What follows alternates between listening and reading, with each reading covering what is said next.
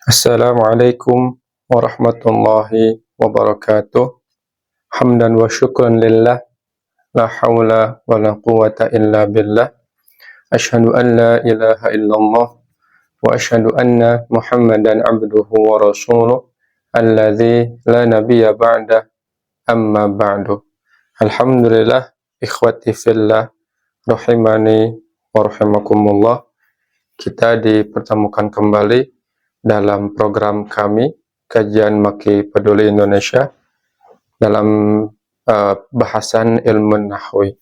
Dan pada kesempatan kali ini, Al-Halaqatut Tasi'ah, pertemuan ke-9, materi yang insya Allah kita akan pelajari bersama adalah seputar Al-Asma'ul Khamsah, atau isim-isim yang 5. Setelah sebelumnya kita membahas isim dilihat dari segi adadnya, terdapat mufrad, mutsanna dan jama'. Nah, pada kesempatan kali ini kita akan melanjutkan bahasan kita seputar isim dengan temanya Al-Asma'ul Khamsah, isim-isim yang 5. Al-Asma'ul Khamsah, isim-isim yang 5, sesuai dengan namanya, Al-Asma, isim-isim, Al-Khamsatu, yang 5. Jadi memang terdapat 5 kata yang dikategorikan sebagai Asma'ul Khamsah. Pertama ada abuka, yang artinya ayah kamu, akhuka, saudara kamu, hamuka, mertua kamu, fuka, mulut kamu, zumalin, pemilik harta. Jadi kelima kata ini disebut sebagai Asma'ul Khamsah. Namun perlu disampaikan pula bahwa sebetulnya tidak keseluruhan dari setiap kata itu adalah Asma'ul Khamsah. Artinya Asma'ul Khamsah itu bukan kata abuka, melainkan sebagian katanya, yaitu abu. Begitupun akhuka, bukan akhuka secara kesempurnaan kata, keseluruhan kata, itu adalah Asma'ul Khamsah, melainkan akhu saja. Nah, mari agar ikhwafillah dapat memahami bagaimana pembentukan ataupun cerita sampai adanya Asma'ul Khamsah dengan judul Thariqatu Takwinil Asma'il Khamsah, metode pembentukan isim-isim yang 5. Nah, ikhwafillah, sebetulnya Asma'ul Khamsah itu diambil dari kata yang 5. Pertama, kata abun, kedua, kata akhun, ketiga, hamun, keempat, fu, dan kelima, zu. Jadi Asma'ul Khamsah itu diambil dari kelima kata ini.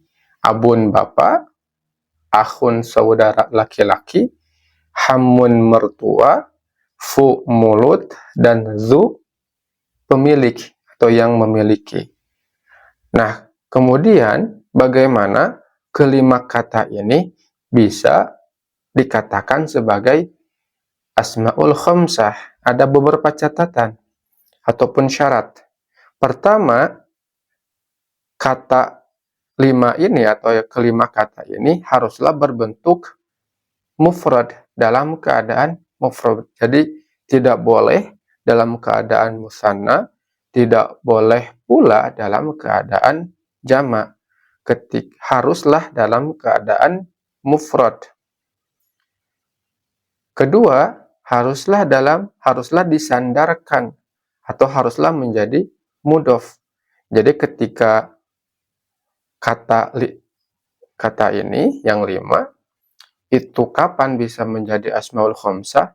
Ketika yang pertama bentuknya adalah tunggal atau mufrad, yang kedua disandarkan kepada kata yang lain atau menjadi mudhof. Terakhir, disandarkan dengan isim dhohir ataupun dhamir selain dhamir ana. Nah, jadi disandarkan menjadi mudhof kepada satu kata yang lain, baik kata tersebut adalah isim dhamir ataupun isim dhohir, dengan catatan tidak boleh disandarkan kepada isim dhamir ana. Mari kita lanjutkan biar bisa dipahami. Pertama, misalkan ada kata abun. Abun itu adalah bentuknya tunggal, satu bapak. Musanna dari abun adalah abani, dua bapak. Dan jamaknya adalah al-aba atau aba, yang artinya bapak-bapak. Nah, maka pertama harus diingat bahwa bentuknya haruslah dalam keadaan mufrad, yaitu abun. Kedua, disandarkan dengan kata yang lain. Contoh misalkan kita sandarkan dengan kata huwa. Huwa ini adalah isim dhamir, maka menjadi abuhu. Nah, abuhu ini menjadi asmaul khamsah karena kata tersebut dalam keadaan mufrad, abun disandarkan dengan isim dhamir huwa, dan juga tidak disandarkan kepada dhamir ana. Berikutnya misalkan kata akhun, saudara laki-laki. Akhun artinya satu saudara laki-laki, bentuknya mufrad. Kedua, kita sandarkan dengan isim mudhahir, misalkan Umar, maka menjadi akhu Umar. Nah, maka akhu Umar termasuk kepada asmaul khamsah. Kemudian fu artinya mulut, kita sandarkan dengan nahnu, domir, isim domir, maka menjadi funa, mulut kami. Kemudian hamun artinya mertua, dalam keadaan mufrad, satu mertua, kita sandarkan pada satu kata, yaitu katanya isim mudhahir, yaitu Aisyah, maka menjadi hamu Aisyata, mertua Aisyah.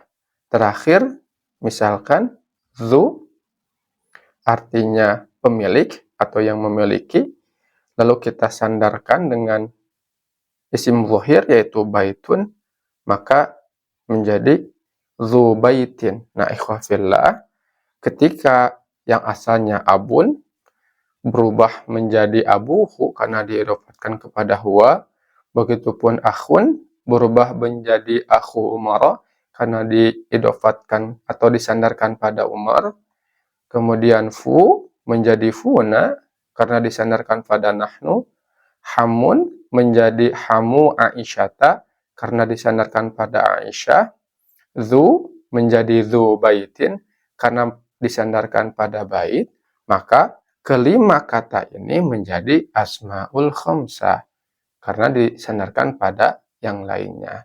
Nah, ketika berdiri sendiri, tidak disandarkan kepada kata yang lain, baik kata tersebut isim zahir atau dhamir, maka kelima kata ini itu tidak dikategorikan sebagai asmaul khamsah, namun dikategorikan sebagai isim mufrad, baik itu kata abun, akhun, fu, hamun, dan tu ini merupakan isim mufrad saja, gitu, isim yang menunjukkan atas bentuk tunggal.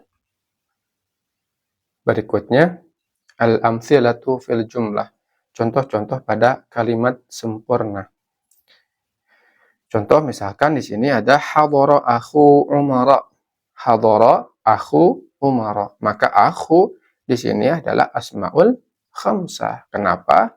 Karena kata akhu disandarkan kepada isim zahir yaitu Umar. Artinya telah hadir saudara Umar. Berikutnya, Abu Hamidin fil fasli. Bapak Hamid atau artinya ayah Hamid ada di kelas. Maka kata Abu di sini merupakan asmaul khamsah. Kenapa? Karena kata ab disandarkan kepada Hamid yang merupakan isim zahir.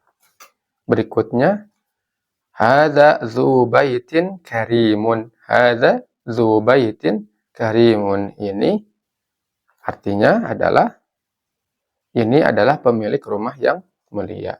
Nah, maka kata zu di sini adalah asmaul khamsah karena diidopatkan atau disandarkan pada kata baiti. Nah, ikhwafillah, jadi kesimpulannya asmaul khamsah itu adalah 5 isim, yaitu abun, akhun, hamun, fu, dan zu.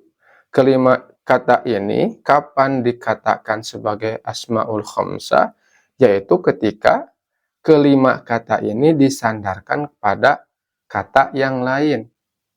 Bisa itu isim dhamir ataupun isim dhohir, kecuali isim dhamir ana. Nah, maka ketika disandarkan, itu termasuk kepada asmaul khamsah. Namun ketika tidak disandarkan, mereka berdiri sendiri, tanpa ada idofat, tanpa ada mudhof ilaih, maka dikategorikan sebagai ismun mufrad atau ismul mufrad, isim mufrad saja. Nah, alhamdulillah, mungkin demikian video pada kali ini. Semoga apa yang disampaikan bermanfaat bagi ikhwah fillah dan juga bagi anak pribadi. Kita tutup saja dengan doa. Rabbana atina fid dunya hasanah wa fil akhirati hasanah wa qina azabannar. Wassalamualaikum warahmatullahi wabarakatuh.